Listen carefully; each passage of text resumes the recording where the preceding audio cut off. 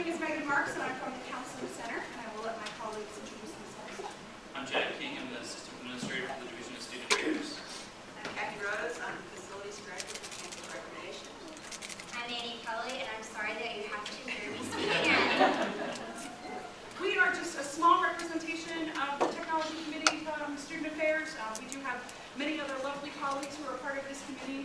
They just weren't able to be a part of this presentation with us today. But there's a lot of good other hardworking folks a part of the community. So today we're just going to give you a little bit of information about some of the things that we found interesting about what each of our offices are doing, and hopefully share some knowledge with you all. There's many of you who are probably very competent in technology in various ways, but we just thought we'd share some fun things with you technology-wise today. So we want to hear from you. So we are going to use the Poll Everywhere live audience response system. So if you have a cell phone or a tablet, iPad, something along those lines, please get it out. And we're going to just ask you two quick questions. We just wanted to demonstrate a piece of technology that you all could be potentially using in meetings, in any kind of programs that you do, things like that. And the way that you're going to answer the question, you can text a response to 37607, and that'll be on the next screen, don't worry. Or you can also go to the website, poll, POLLEV.com/Megan Marks, MEGANMARKS. Or you could tweet at poll with your response code, which the response code will make sense in a moment. So, I might be part of the community, which is okay.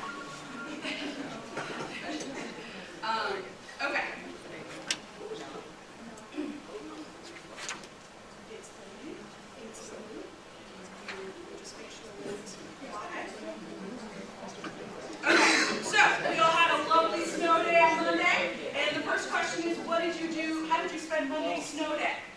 So the first response is sledding and playing outside. Binge watching Netflix caught up by fire. What snow day? I was working. And what happens on a snow day stays on a snow day.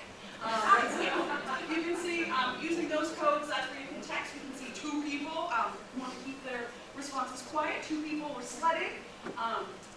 So you can see that this is something that you can use to get live audience responses, like how am I doing? I'm not going to ask you guys that question right now.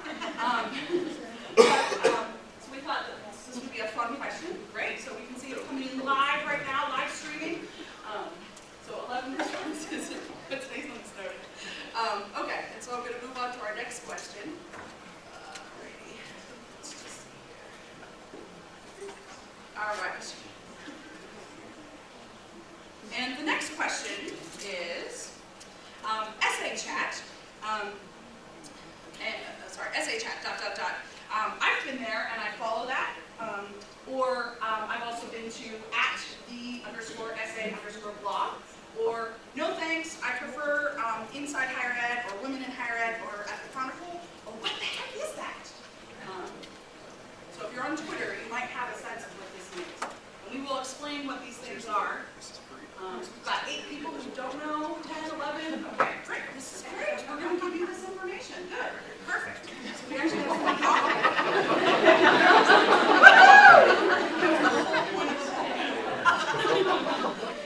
All right, so we're going to get to that in just a little bit when we talk about social media. So thank you for amusing us. Okay. Okay. All right. So some of our confessions today really are, that all of us on the technology committee, so Jack obviously knows a lot about technology because he is our IT man and it's the job. But the rest of us aren't necessarily experts in technology, but we each have a passion for different parts of technology. And so that's really, our committee is made up of folks who have different passion and different energy for different parts of technology. And so don't think that you're going to have a presentation by experts, but you are going to have a presentation by your colleagues who are excited about using technology on campus and want to share that excitement with you and encourage you to jump in and dive into this wonderful new world of technology. So our committee, just to tell you a little bit, we've been meeting for about a year. but we haven't been able to meet as frequently as we would have liked. And one of the things that we've kind of struggled with as a committee is, what the heck is technology? Because when I say technology, I'm thinking about social media. But when Jack probably says technology, he's thinking, Well, I'm usually thinking about devices and the future where people are computing. exactly. And Kathy, when I'm thinking of technology tools that I can use to help me be more productive. exactly. And Andy, how about you? I'm thinking of how I can reach out to our K-Crew student leaders and provide them training tools and other initiatives. Right, so already, there's only 4 of us here, but usually our committee is like 10 or so. All of us have different ideas of what technology is and how we can use it. So that's been one thing that we've been in discussions about in our committee of, what is the focus of our committee? Because when we say technology, there's so many different pieces. There's the hardware aspect, there's the software aspect, and then there's the social media and internet aspects. And so that's something that we've been trying to figure out, what is the goal of this committee? And the reason that we're here today, we initially thought we were going to have a showcase where we could show you what all of the departments and student affairs are doing technology-wise. And unfortunately, the timing, it didn't quite work out. So today is just kind of a small snippet of that. But we had a wonderful technology expert come on campus, Ed Bellin, who works with Bridgewater State University. I highly suggest you follow his blogs or follow him on Twitter, because he is just really cutting edge when it comes to using social media technology in higher ed. But he came and consulted with student affairs and gave us some recommendations about things that we could be working on. And talking about different qualifications that we all should have in our skills. But that's still something that we're trying to work out, because each department really has very, very different needs. And so that's something that we've been kind of wrestling with on the technology committee. And so really, this point of different keystrokes are for different folks. Technology means a lot of different things to a lot of different people. And so today, we're going to show you some ways that different parts of technology are being used in student affairs. And we hope that you all can either be inspired by it, or that you can share with us later on some of the wonderful ways that your offices are using technology. All right, so one thing that we were thinking of is, how does technology pull us together? And, really the whole point of this presentation is, First Thursdays, we meet like this as a community. We are trying to share things with each other that we're currently doing, hearing about, the common reading experience. I knew about it, but I didn't know all that, and so it's really helpful for all of us to share this information. That's also what we're trying to do today with our presentation, is build community even further with everyone in here, but also to inspire us to be building this community through technology with each other and spreading the knowledge. And so that's really kind of the point of our presentation today, is building community, spreading the knowledge, and so it's not only with each other as staff and colleagues, but also with our students. All right. So first we're going to talk a little bit about how campus recreation is using technology to enhance their productivity. Because who doesn't want to be able to do their job faster and more efficient?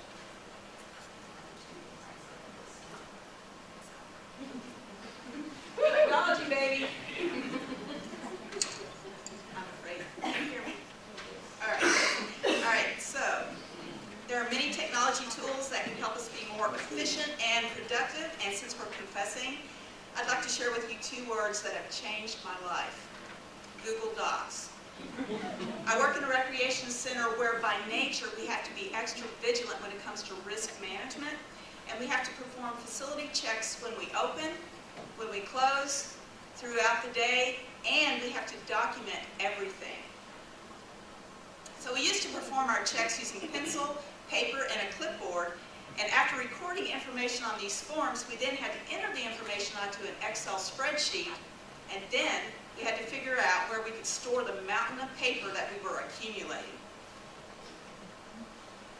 So we started, then I discovered Google Docs. Using Google Docs, we were able to create online forms to replace our paper forms, and we now can access all of our forms on an iPad that we carry with us when we inspect the facility. When we finish our check, we submit the form, and then the information is populated onto an online spreadsheet, complete with a timestamp of when the form was submitted. No more paper, no more data entry, and no more storage problems. So we started using Google Docs almost 3 years ago, and now we have multiple forms, all of which are important, but some of the forms don't need to be completed every day. Plus, we have some forms that are submitted every hour, but I don't need to see them unless there's a problem. So Google Docs has a feature called notification rules that I can set so I receive an email notification when a form is submitted, or even when specific cells in a form are changed. This keeps me from having to open every form every day to check for responses. Another Google Docs feature we use is Google Scripts. Google Scripts are used to automate simple tasks across other Google products and third-party services. If you open the script gallery from any Google spreadsheet, you will see there are hundreds of scripts to explore. Google Scripts can add amazing functionality to your Google Docs. One example of a script I use is called Add Reminder. When students want to reserve equipment to check out overnight, they complete a Google form that's located on our website. They may complete a form weeks in advance of when they want to check out the equipment, so I needed an alert to remind me that an order needed to be filled.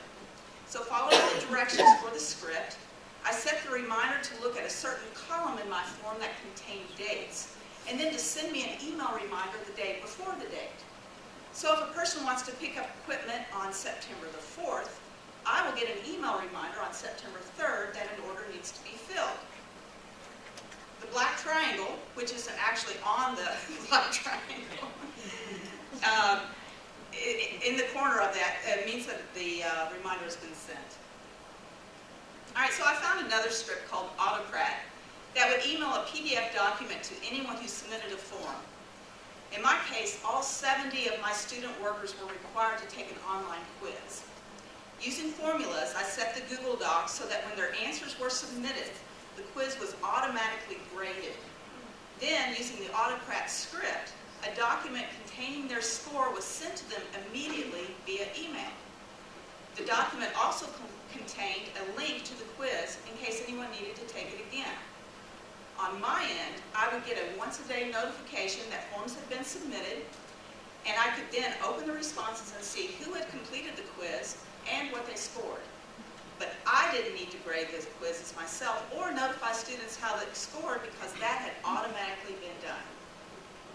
Woohoo! Using Google Docs has been transformative in my area, but I have another confession. When it was first suggested that I try Google Docs, I quickly explained why they wouldn't work for me.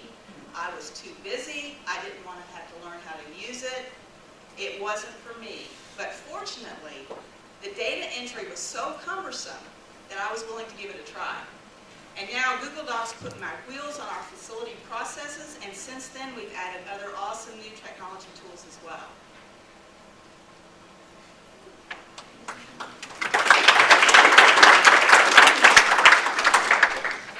So that's just one way that you all, if you think about if you have a lot of student employees that you have to keep track of, or there's just a lot of kind of paper maintenance that you have to be doing, that's just one way that you could be looking into making things easier, more efficient for you all. One of the messages that Ed Cabellon really wanted us to kind of internalize and kind of really spread around campus is that, there's a lot of technology we could be using to make our lives a lot easier. So, like for instance, in the counseling center, we now use Google Docs, not in that amazing way that Kathy's office is using, but we use it when we have a document that a lot of us need to be looking at the same time, editing. And so that way, if you have a document on Google Docs, you can have 10 users looking at it at the same time, and you have live edits happening. So you don't have to keep sending back a Word document back and forth with each other. And so you just don't lose all of that time. Another way that Ed was suggesting that folks really think about using some of the cloud-based services to increase your efficiency is to use things like Google Hangout to have a meeting online, or to be using things like Skype and FaceTime. So technology committee, we talked about, should we have a Google Hangout meeting instead of meeting in an office? And that's something that we will be trying. We haven't yet done that, but thinking about all the time that you have to take from crossing campus potentially to attend a 20-minute meeting when it done over Google Hangout. Now, I love going across campus and seeing you all, but sometimes it really is important for us to not leave our offices and to be able to get work done in an efficient manner. So just thinking about ways that you could start to incorporate some uses of cloud-based technology like Google Docs, Google Hangout, or using things like Dropbox to have a lot of your documents available to everyone in your office.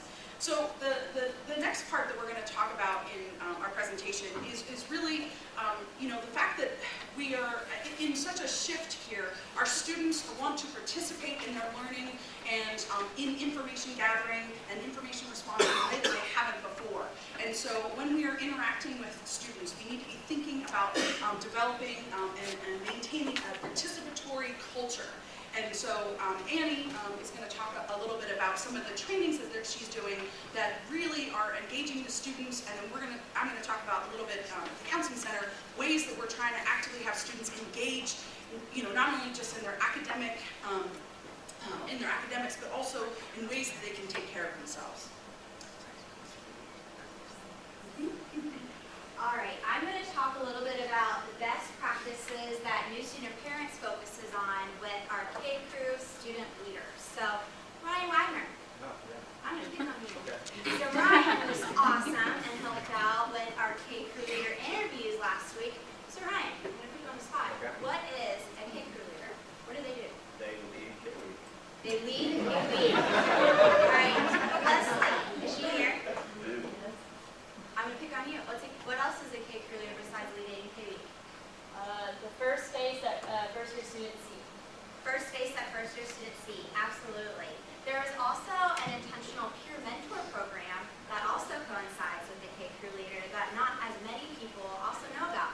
So not only are our students, and we have up to 500 student leaders that we work with during K-Week, but they also have a peer mentor approach to this position. So not only are they leading their small groups, about 15 to 20 students, with KT meetings throughout the week, but they also are required to meet up with them and contact them and submit online contact forms at least once a month throughout the fall semester and then once in January. So we have not only day leaders, but they're also peer mentors. So to effectively train them on how to be an approachable and an important mentor to these incoming students, we have designed an online peer mentor program for them that they complete during the summer before they get onto campus. So this peer mentor program online is kind of the middle of the bookends of our April retreat with the K-Crew leaders and our August retreat with the K-Crew leaders. So it's kind of like a math workbook if anyone ever did it over the summer when I was in 3rd grade. My mom would make me work on fractions.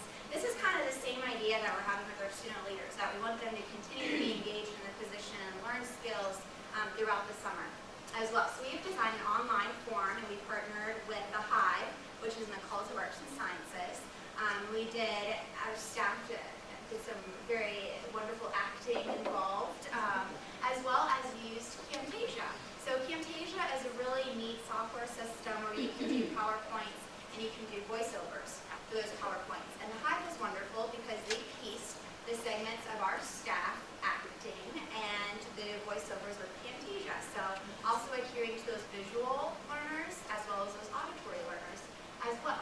So the online peer mentor training background information is comprised of 6 modules: introduction, expectations, community builders, team builders, as well as online quizzes that we ask them too. So this is a screenshot because we put all these modules on Blackboard. And so we have it every year. We have a new K-Week Blackboard organization that we implement all of our student leaders and staff into as a hub of resources and these online training modules. So as you can see, these online training modules are broken up into different folders. So if you go to folder 1, the training modules, there you can do a video, and then once you watch the video, quiz 1 appears. So they have to take the quiz and watch the video in order to move on to module 2, because then module 2 shows up. So of course all of these, you're seeing these all right now, but in order to proceed to the next round, the next module, they had to have completed the one beforehand. And just like Kathy said, in terms of Google Docs, we have an automated grading system for these quizzes. So a lot of it is incorporating reflection, such as define what the meaning of a role mentor is, or name one specific way you plan on building community within your K team. But it's also a way for us to assess what they're learning through these modules as well. Then the online peer mentor contact sheet. So again, they take they're trained, they have this great K week, they lead their K teams, and the relationship doesn't end there. So in an effort to keep up with their busy schedules, we've moved the paper contact sheets, which we had previously, but this is the first year, K Week 2013, where we have moved to an online Google Doc form. So every K crew leader has to submit one Google Doc form per student in their K team each month.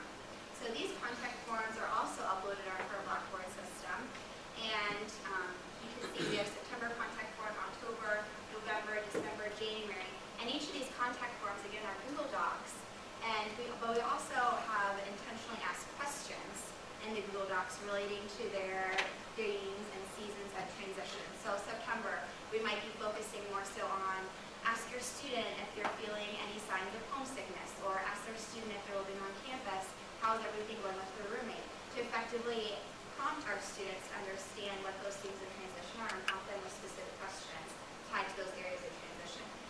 Again, like Kathy said, that populates our spreadsheet within the Google Docs. And Christy, can you wave your hand, please? You can thank her because she is on top of it. She's looking at those contact sheets daily, sending out emails, again, that direct contact with our K crew leaders and students so they can have those direct ties if they need a referral or campus resource, they need to go to the study, or they need to go to the counseling center. She is there and on it with that as well. So we owe a lot of the peer mentor program to Christy's diligence and hard work as well.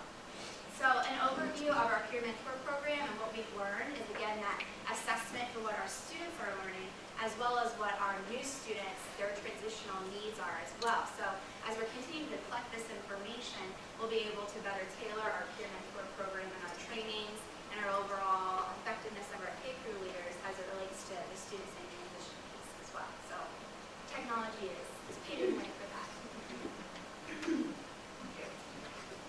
So at the Counseling Center, we obviously value face-to-face time with our clients, but there are times that we can't always be face-to-face with our clients. Students who might be taking online classes and are actually not on campus.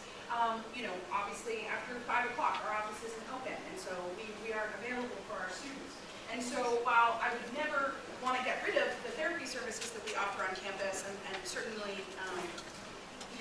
I love doing therapy, it's also important that we can offer other useful information for students that they can engage in and use for themselves. Our goal as psychologists is to put ourselves out of a job. We don't want our clients to need us forever. We want them to get better, feel better, and be able to take care of themselves. And so, yes, that can happen with us in the room, but we also want to be able to teach them skills and that they can be, growing on their own. And so something that has been coming up are smartphone apps. So most of you probably have a smartphone, and most of you probably have used some kind of smartphone apps. I have put on your tables some of the apps that we kind of highlight for students. You can also use them for yourselves. But there's been research. Now, of course, this is still new research, and we need a lot more research. But there's research that's indicating that apps do hold promise for delivering psychotherapy in a non-stigmatizing fashion. Now, apps are not in any way to take over for therapy. This is an adjunct only, okay? So I want to make that clear. But these apps, there has been research where it's shown that adolescents, when they had to chart their mood, if you gave them paper and pencil versus an app, they lost the paper and pencil, or they filled out the paper and pencil mood charting 5 minutes before they met with their therapist. Whereas if they were using an app, they actually tracked their mood daily, and they didn't lose it because it was surprise, surprise on their phone. And so there's been research that shows that students are gravitating much more to using apps than using paper and pencil kind of things, and as well as there's been research that there's some folks who require services they need services more than once a week. And so there are certain apps like a DBT, Dialectical Behavior Therapy app, where students or clients can be gaining skills every day on their own, working through those modules, while they wait each week to meet with their therapist. So So some of the benefits of using smartphone apps as an adjunct to therapy, or for those students who aren't in a lot of distress but might need to learn some relaxation skills, is one, using apps available can combat the stigma of help seeking. So we're normalizing. It's okay, like everyone has times when they feel depressed, or everyone has times when they feel anxious, and it's okay to seek out help. Apps can also promote self-sufficiency. So that's what we're trying to do here, right? Empower our students. It increases access to care when we're not open and available, and also can increase interaction and engagement with students. And so I just wanted to tell you, so you guys again have some of those apps in front of you, but so there's a lot of different functions. Some can do clinical assessment, some can symptom monitor, folks can gain some skills, they can record, you know, if we were doing a relaxation exercise in session, they can record that and carry that with them, so that when they need to relax when they're studying for their midterms, they can play that. There's also tracking their treatment progress. And then of course we've got lots of different categories of apps: depression, mood, suicide prevention, substance abuse, diet, nutrition, exercise, productivity and cognitive performance, relationships, relaxation, sleep, meditation. So some of you might be wondering, oh gosh, but there's a lot of apps out there. How do you know which ones are good? Well, I am actually part of the telehealth committee for Division 46 in psychology, which is media, psychology, and technology. And we're actually reviewing some smartphone apps right now to create a list for the American Psychological Association that show these are apps that we support that are kind of evidence-based treatment. So people are, you know, curious about finding good apps, and so, you know, there's folks like me who are on committees who are reviewing them. So it's not just, we're not just kind of suggesting random apps that we don't know and that aren't kind of backed by some research. So ways that we are using apps in the counseling center, we've got them on our website.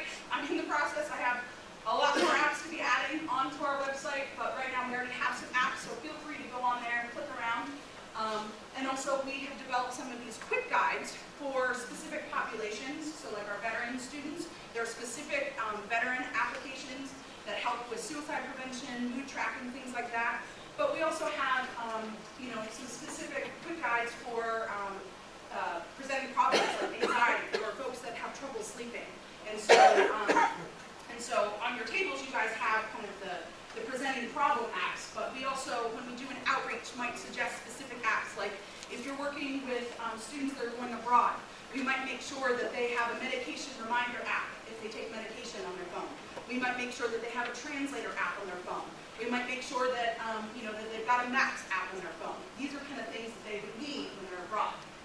Or of course, if we're working with students who struggle with time management, we're going to walk through some of the scheduling apps and things along those lines. And so again, the apps are about engaging our students and empowering them. And now we're going to move on to continuing with the participatory culture, but talking about social media and how our offices are using that. Oh, no, that's sorry. So this is a little bit of information about students who are engaging in social media networking sites. We can see here that undergrads, 86% of them, and this was research done by the Pew Research Center, 86% of them are engaging in social networking sites. We can see graduate students, 82%, and all adults, 60%. And so we can't have a technology presentation without talking about social media, because we can see that this is where our students are. So for some of you, you might be very savvy in social media, and some of you might not know much about it. So just wanted to explain social media to you. So if you're on Twitter, you might tweet something, I'm eating a hashtag donut, and a hashtag, for all of you who don't know what that is, that's kind of like creating a thread of discussion. So like hashtag Oscars or something like that. Facebook, I like donuts. So you're reporting what you're feeling in the moment, potentially. Foursquare, this is where you're letting people know where you are. This is where I eat donuts. Instagram, taking pictures of what you're eating or where you are. YouTube, watch me eating a dozen donuts. LinkedIn, so this is, you know, the Career Center. You know, they are working with students on getting involved with LinkedIn. We all should be on LinkedIn. So my Pinterest, if you're funny, they make donuts. Last time, now listen to Donut Pippin. And then Google Plus. I'm a Google employee who eats donuts. So that's a quick summary of social media for all of you who may or may not know about it. Okay, and then this is again another graph that's kind of showing that our students are engaged in internet use and social media. Our students are the red line, so we can see that 83% are engaged in social networking sites, and 30 to 49-year-olds are right below that. And so it's just a little bit more evidence of where our students are. Okay, Matt. Awesome. So social media is all about meeting students where they are, and we find them, of course, a lot on social media. And the ways that our office, specifically with our K-Crew leaders, have been innovative in this area is through Facebook, Twitter, Instagram, and Hootsuite. So just some specific quick examples on how we utilize all these social media features is through Facebook. Of course, K-Week has a Facebook account as well as our other programs in the office, and keeping that up to date, and especially with Ed Cabell and his practices, posting multiple times a day and trying to really keep on track in terms of sharing out information about our office and our programs as well. We also encourage our students and K-Crew leaders to design Facebook pages and Facebook groups for our students so they can continue to communicate with them within their K teams. Again, the relationship extends, even so after K-Week. Twitter, and when I came in on July, I thought this was a really great practice that the office was doing, was that the K-Crew leaders all subscribed on Twitter to these two accounts, the K-Week account and the K-Week staff account. And whenever a tweet was sent to either one of these, they would get a text message saying the content of the message. And this was a really quick and easy way to get quick updates during K-Week. So for instance, say it starts raining during where we are UK. One of our coordinators can send out a quick tweet through our Twitter on K-Week staff and say the rain out location is X, Y, and Z, don't forget. And automatically that will be sent to all of our K-Crew leaders and automatically be populated as well. So I thought that was so innovative. So awesome job for our wonderful office as well. Instagram, again, another way to share photos, as Megan was talking about. Hootsuite, I think, is the most brilliant of all inventions. It is you can also just pre-schedule all posts on social media, including all sorts of different accounts. So for instance, our busiest time, of course, is with K-Week. So we can pre-schedule all of our tweets and our Facebook posts to be sent out ahead of time to continue to engage with students, but also allows us the flexibility that we're not constantly having to remind ourselves to either post X, Y, and Z schedule on Facebook or Twitter. So it allows us the flexibility, but also the purpose of continuing to engage with students once we can get as well. So I'm going to hand it over to Megan.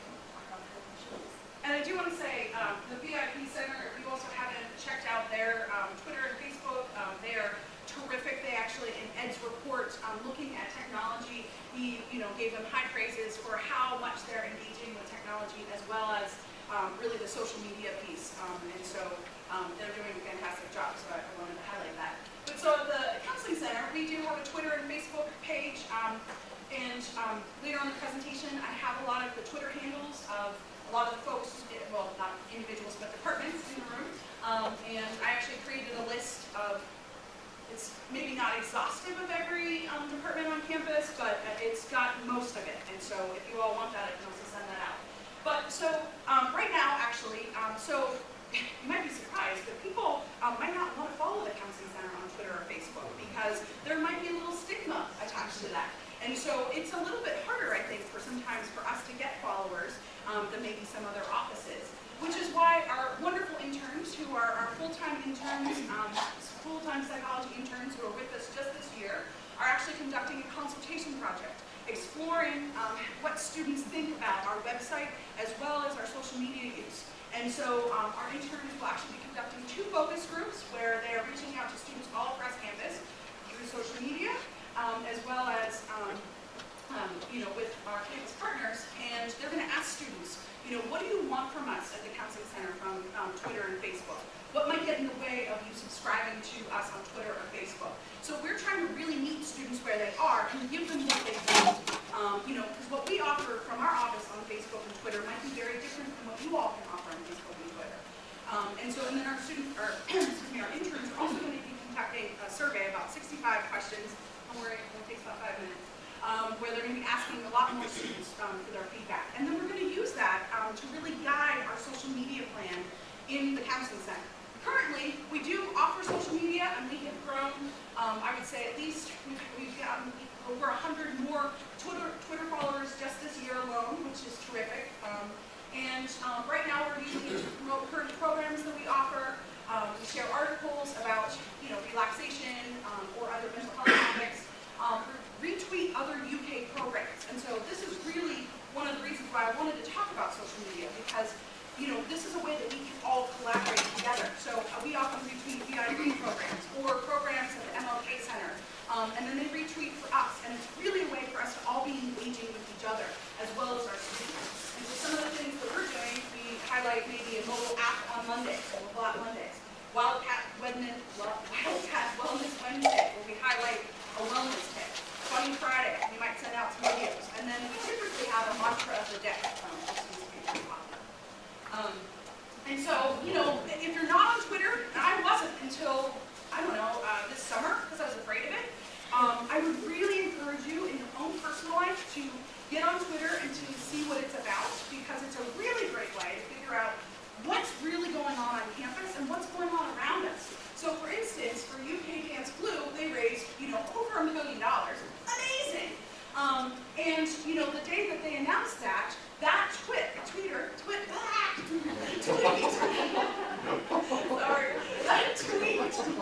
had over 900 shares and 550 favorites, which basically means that it was being sent around the universe and also being liked.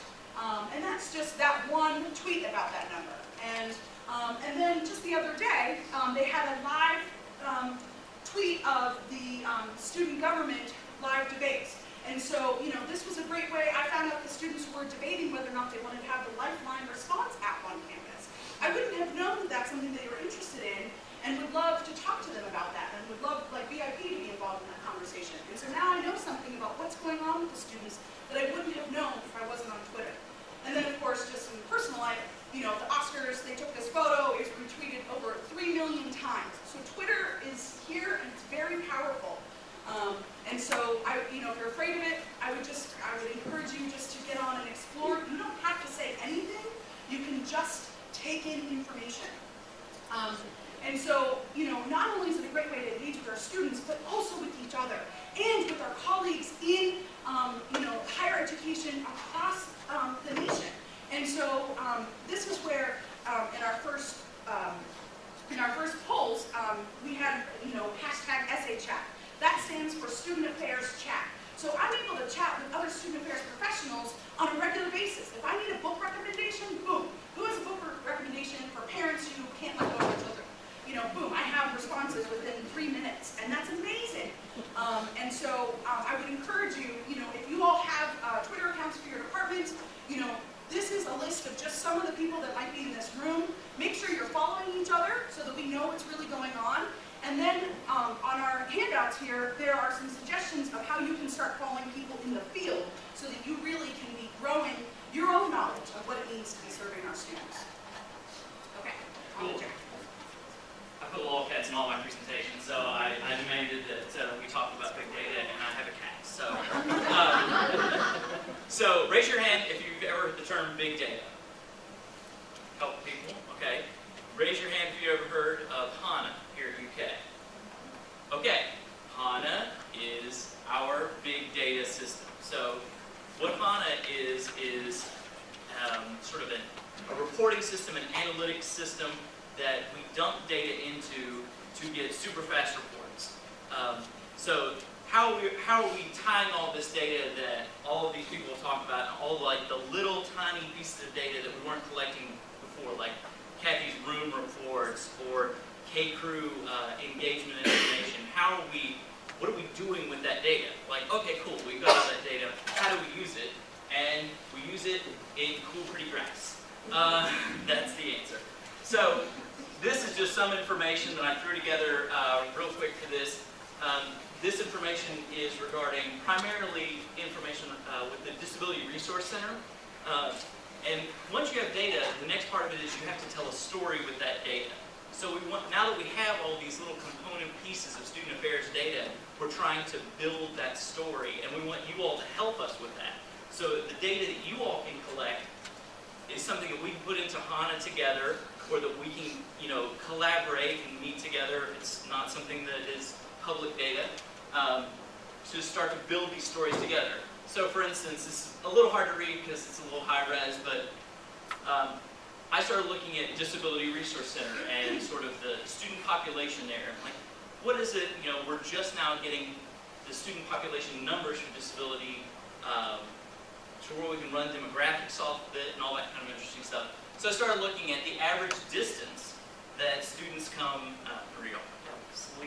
the average distance students come to campus.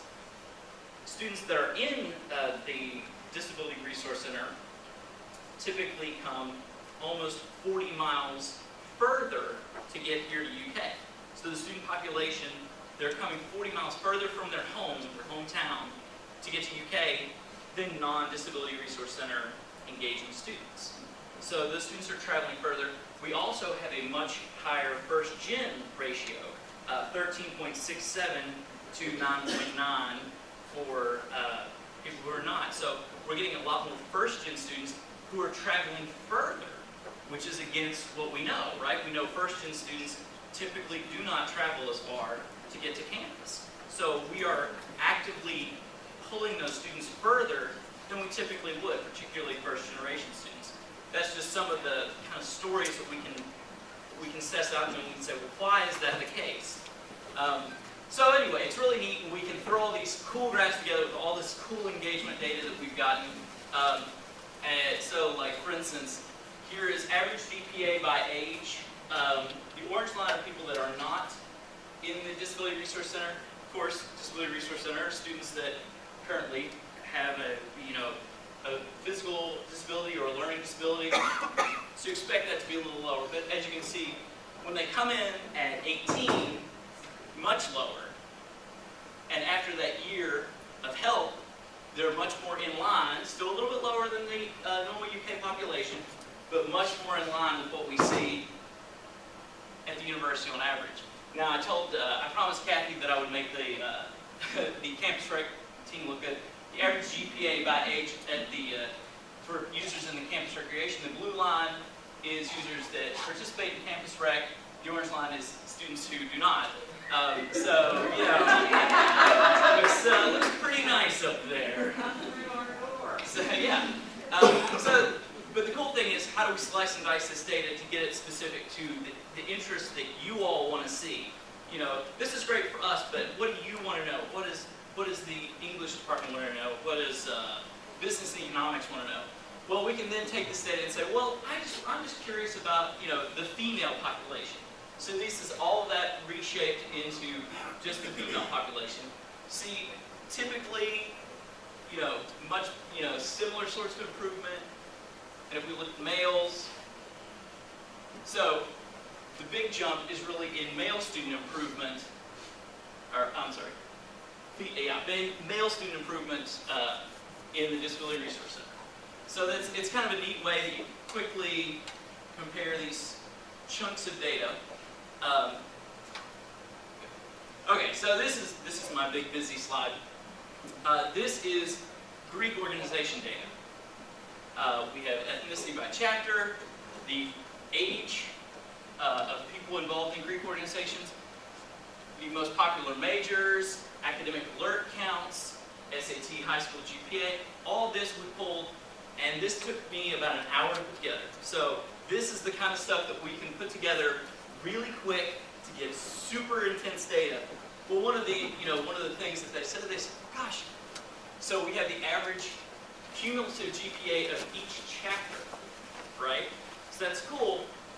Well, people in Greek affairs came to me and they said, well, this is neat data, but we'd really like to know about the students that have come in with to a Greek organization under a 2.5 GPA, because they have to have a special exception. So I didn't take a screenshot of this because I totally forgot. We can now slide that high school GPA slider over and just look at that student population that has a 2.5 or below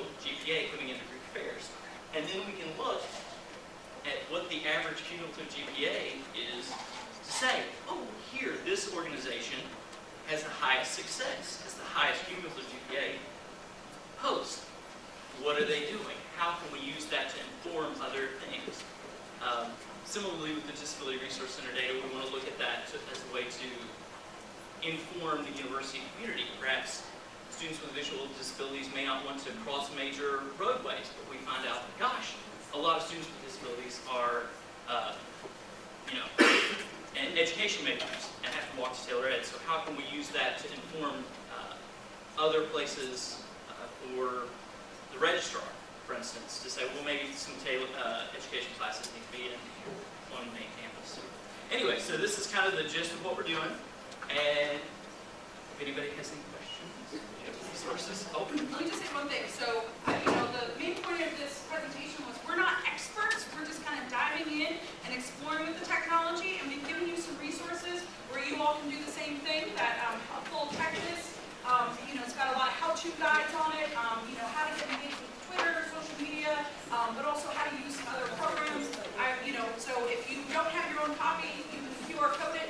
And then also, if you want the Twitter handles from like a lot of the university, I can send those to you. But really, our main message is we can use technology to do our jobs better and to engage students